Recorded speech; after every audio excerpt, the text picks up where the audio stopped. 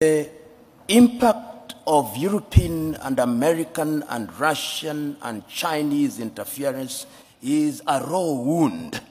It is not something that is in the past. It is something that is happening as we speak. And therefore, when we speak to it, we are speaking to it to warn ourselves of the reality. When we speak about the Danidas and the NGOs, these are bodies whose raison d'etre is to ensure that we remain in a perpetual state of begging. That is what we are doing to warn ourselves. And we are not for 1 minute saying that we will shut ourselves out from the rest of the world. What we are saying is that we must define how we engage with the whole world.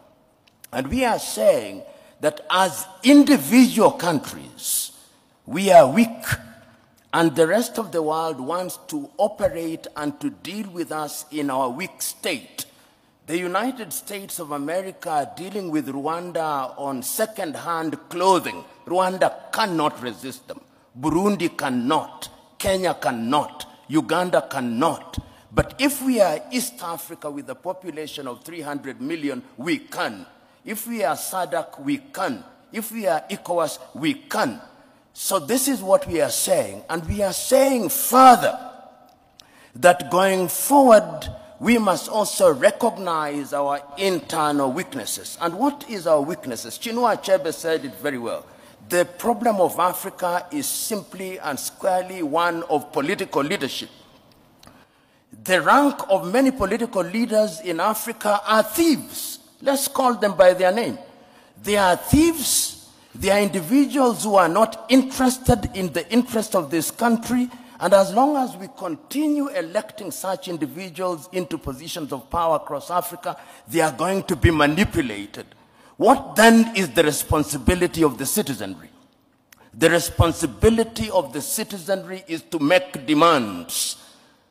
The chairman here, I hope he has received the several letters that I have written to him. I've written several letters to his organization, talking about the role of the African Union in peacemaking.